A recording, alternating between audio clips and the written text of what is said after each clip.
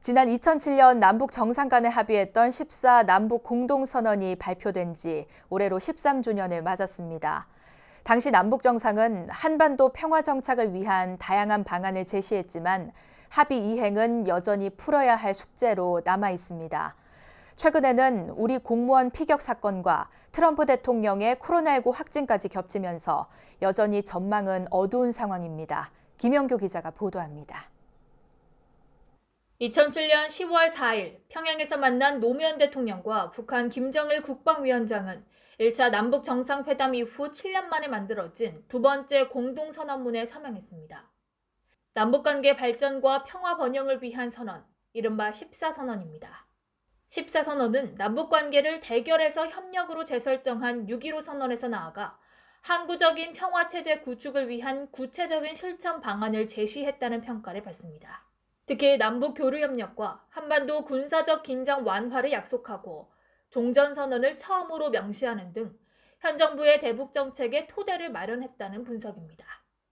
실질적으로 남북관계에 필요한 것들을 정리해냈다는 점에서 의미가 있다. 문재인 대통령의 한반도 비핵화 평화체제 프로세스에 대한 적극적인 의지에 연결돼 있다. 14선언을 이행하겠다는 문재인 정부의 강력한 의지에도 불구하고 남북관계는 지난해 하노이 2차 북미 정상회담 노딜 이후 오랜 교착 상태에 빠진 상황. 문재인 대통령은 지난달 23일 유엔 총회 기조연설을 통해 종전선언을 다시 언급하며 남북미 간 대화 동력을 살리기 위한 행보에 다시 시동을 걸고 있습니다. 종전선언이야말로 한반도에서 비핵화와 함께 항구적 평화체제의 길을 여는 문이 될 것입니다.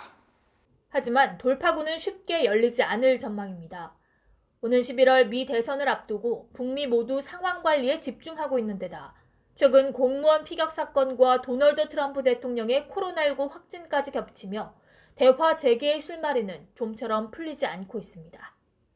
서로 상황 관리에 방점을 두고 있고 미국의 대선 기간에 양국 관계가 획기적으로 진전된 그런 사례가 없기 때문에 현 단계에서 북미 간의 옥토버 서프라이즈, 그것은 가능성이 희박하다고 분석 전망합니다.